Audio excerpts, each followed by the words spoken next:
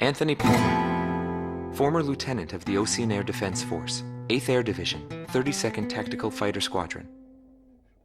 He's been missing for some time, along with Captain Bristow of the same unit, since the decisive Battle of Valdrike. Captain Bristow is rumored to be one of the founding members of A World with No Boundaries.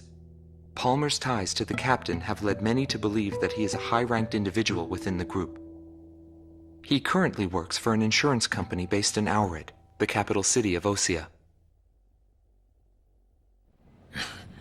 Demon Lord was right. Everything he touched fell apart. I thought I was watching magic. When I was in the military, they called me an ace too. I got medals for my actions on numerous battlefields. I never felt fear toward an opponent. The same went for my ideals. I wasn't afraid to take on even an entire country. But when I was fighting him, something felt different. At first, I didn't know what it was. It wasn't until I noticed my hands shaking on the flight stick that I realized. It was fear. It's embarrassing, but once I felt that, I couldn't fly anymore. I felt guilt toward my companions at the time. There's always a war somewhere, and I'm sure he's on some battlefield somewhere fighting even now. He'll always have a place to live.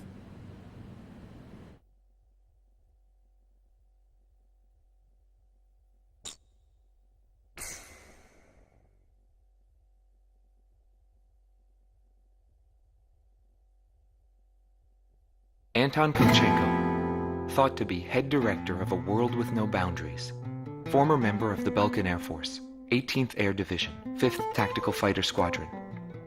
In his glory days, he was a Belkan ace, and later became head of their Department of Weapons Development and Technology. But the military sent him back out on the front lines as a commander. In March of 1995, he suddenly disappeared along with his platoon and was never accounted for after that. The Belkan Air Force announced that he died in combat. Several months after that, his corpse was found close to the Belkan border. The whole story is still shrouded in mystery.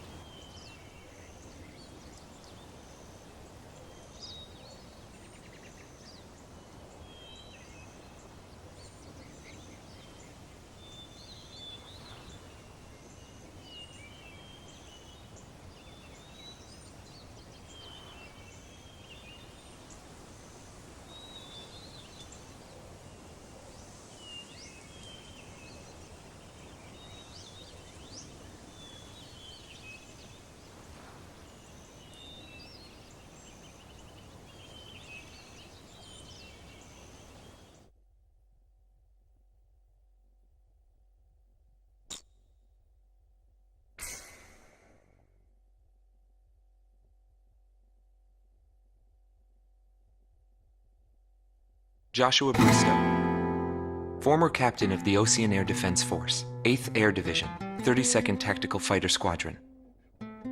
His actions during the Balkan War are surrounded in mystery, and he is rumored to be one of the founders of A World with No Boundaries. His whereabouts were unknown after the decisive Battle of Valdrike, but several years later he resurfaced as a leader of a terrorist organization. Today he is serving time in prison.